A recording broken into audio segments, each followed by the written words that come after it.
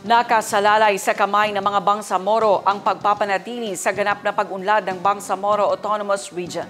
Ito ang sinabi ni Maguindanao del Sur gubernatorial candidate Datu Ali Midtimbang sa kanyang talumpati sa ginanap na joint proclamation rally ng PFP at UBJP sa lahat ng mga kandidato ng partido sa dalawang probinsya ng Maguindanao.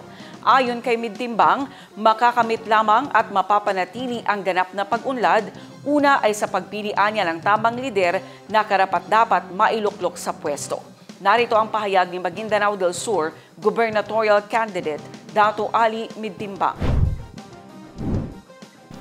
Ang ibig ko pong sabihin ay nasa ating mga kamay ang pagpanatili sa ganap na pag-unlad ng Bangsamoro Region. Paano natin ito makakamit at mapapanatili?